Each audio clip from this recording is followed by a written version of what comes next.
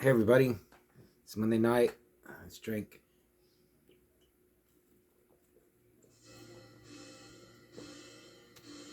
Oh, wearing the bitch slicer. So I give a shout out to my good buddy Gary, who created bitch slicer.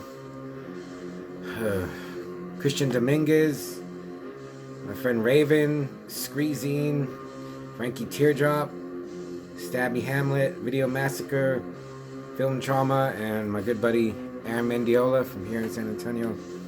Hey Aaron. And I'm listening to some TZ Glitter. Man, I can't stop listening to TZ.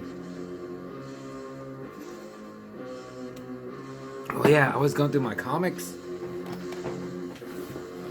And I got these. I forgot I had these. Savage Sword of Conan collections. I got 1, 2, 4, 5, and 8 somewhere over there. I never even read these. I was, oh my god, what am I doing? So, I'm going to review Scream Bloody Murder from one of those collections that I got from Dollar Tree. Okay, so it's from 1972, directed by Mark B. Ray, I think. And the cover, it says the first film to be rated as pornography. And right up, it's not. It's not pornography.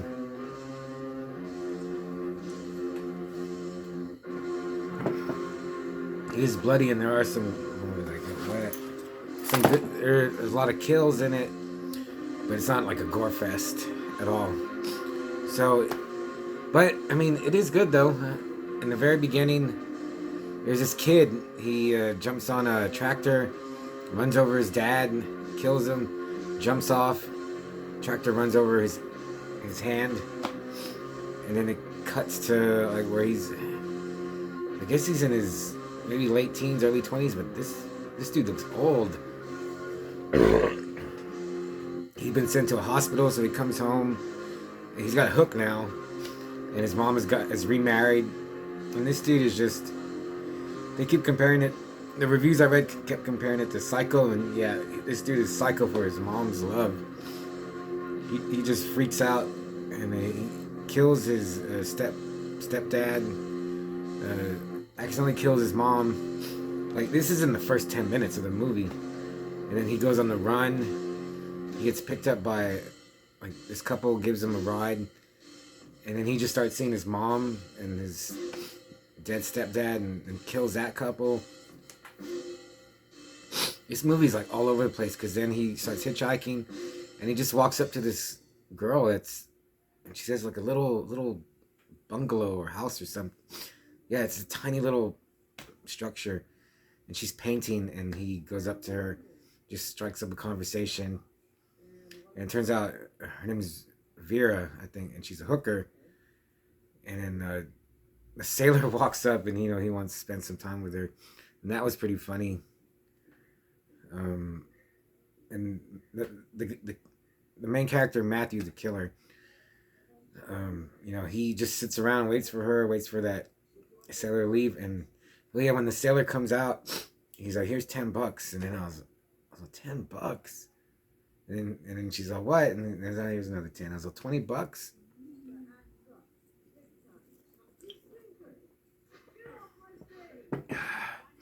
And Matthew follows the sailor, kills him, and then like I thought it was gonna be like it just seemed like he's on a spree, just killing whoever. Like, he just focuses on the girl, and then he kills whoever likes her. So I thought it was going to be that, but what it is, it turns in, he kidnaps Vera, and then he takes her to a mansion that he had killed the maid and the old lady and the dog, to get the mansion so he could take Vera there and just keep her there as his friend. Yeah, this Matthew dude is just so... He's just a disgusting piece of garbage human. Like, he just keeps telling her how, you're my friend, but he's like torturing her just by keeping her in this mansion. He keeps her, like, he ties a rope around her neck. He keeps her tied up. And then then this is about an hour in, and then I was like, oh, okay, this is kind of like slowing down on my notes. Oh yeah, when he goes to the when he finds the mansion and he kills the maid, and then there's like an old lady in there. It's just an old lady and her maid. He kills the maid, then the old lady comes, like, he goes up to kill her, but man, she attacks him with, like, she has I wrote down a double cane attack. She has 2 canes and she's kicking his ass. But then he overpowers her and kills the F out of her. And I was like, man, that old lady, she was fighting. So that part was cool. There's some good, like, cheesy weirdness in Scream Bloody Murder. But yeah, then he kills a dog. And that was, they don't show it, but the dog looked like he knew it was going to get it. The meat cleaver.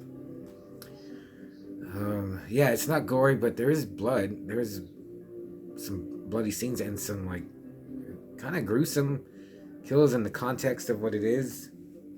So yeah, the movie just turns into him keeping that girl Vera, and he calls her Daisy, and him just keeping her there, and like, but then it got better because she kind of tries to turn the tables on him using her womanhood to like make him feel uncomfortable and just kind of turn the tables, and like she kind of takes control. And then I don't want to spoil it, but I mean, should you watch it? I mean, I got it on one of those collections from Dollar Tree, and I'm glad I watched it. It was just something different. I mean, I've never seen it before. Actually, I did have this. Because I remember the beginning scene when he's a little kid and he gets on the tractor. I remember that, but I don't remember the rest of it. So finally, it was good to see it.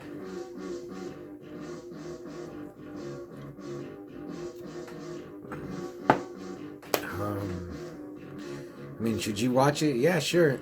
For Halloween, if you've seen like if you've already seen like Hellraiser and Halloween Ends and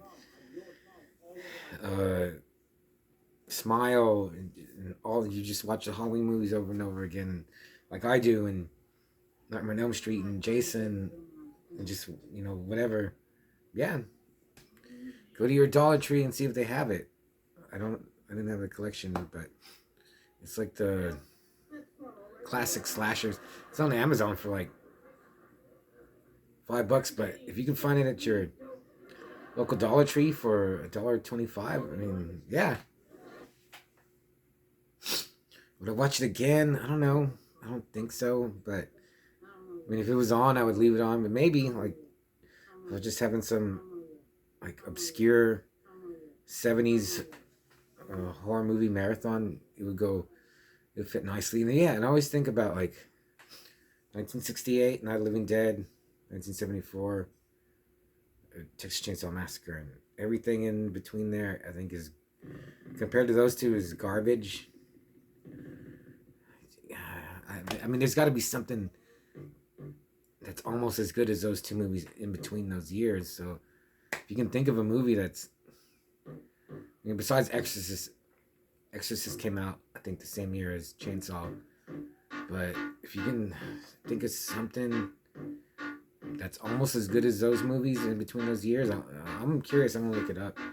Maybe the Italians must have done something almost as good as those two, because those are just like the benchmarks, just the MVPs of like horror in those years. I just always get stuck on that. So, is there anything else in my notes? I'm glad I wrote this down. It's got, oh yeah, you should definitely watch it to see Angus Scrimm. And I didn't recognize him, and there's only like less than 10 people in this cast, and like I knew Angus Scrimm was in here, and I was like, okay, where is he? And then he came on, and I was like, he's not bald, he's not old, he's not like he's not the menacing terror that he is as a tall man. And then I mean, it doesn't matter. This Matthew takes out Angus Scrimm, and I did not like that. I was like, man, Angus like towers over him. And I was like, dude, he could just grab this dude and just crumple him up if he wanted to.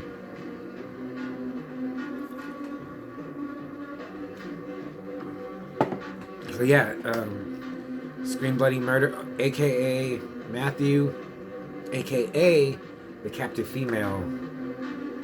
And then I think it has another title like The Claw. I think just Matthew would have been fine. Scream Bloody Murder is just so vague and just such a nondescriptive title.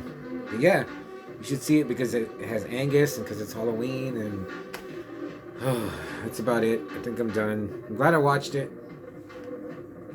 This collection has Don't Look in the Basement, so I should watch that or something on Tubi. I found some like newer movies on there's a movie on Amazon Prime called Fear Farm. The trailer looked pretty good and the reviews are good, so I don't know. Well, I got more time. We're halfway through October. I ordered my Halloween costume. I don't know, maybe I'll do a video of my Halloween costume when I get it. So I'll see you later. Bye, everybody.